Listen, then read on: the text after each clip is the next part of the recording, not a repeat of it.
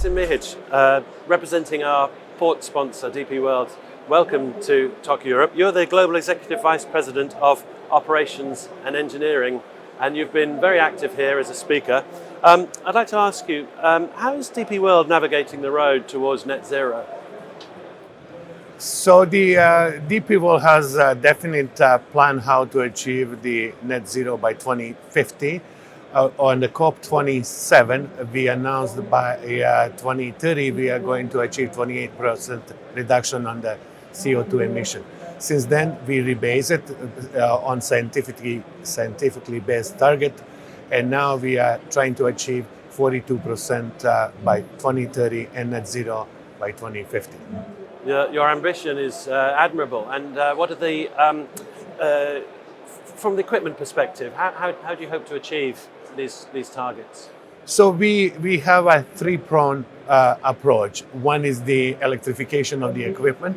The second one is the optimization of our operation, which in essence means that we are trying to use less energy per productive move. And the third one is the sourcing of alternative energy, which is whether that is the hydro-treated vegetable oil or the PV, like photovoltaic, the production or wind production in combination with the storage of energy.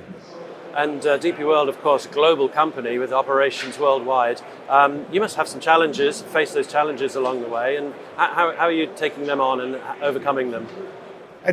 Just to explain the size of the challenge, we operate on the 6 continents. We have 430 business units, and then we organize in 4 verticals: ports and terminals, logistics, marine, and economic zone. As you may appreciate, it's not always easy to source the green source of marine fuel in every corner of the world, or in some area, for example, Sub-Sahara, we are challenged with the policies or availability of electricity.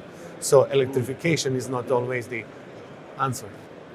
Digitization is a theme that's running through TOC Europe and the conferences here. You participated in the Digital and Operational Standards roundtable discussion. So how can these types of standards enhance efficiency for DP World as an end-to-end trade enabler? So we are in the process of moving from the people managed enterprise, where we, in the last 20, 30 years, organization of our type, we're really going to classic standardization, outsourcing, centralizing, standardizing purchase of equipment, and then towards more generative AI, where the data are the key. And the quality of the data is very important in order to apply the new technology that they are going to create the value for us. And then we are at the point essentially where we are transferring this people enterprise and delegating those some of those tasks to machine, if you will.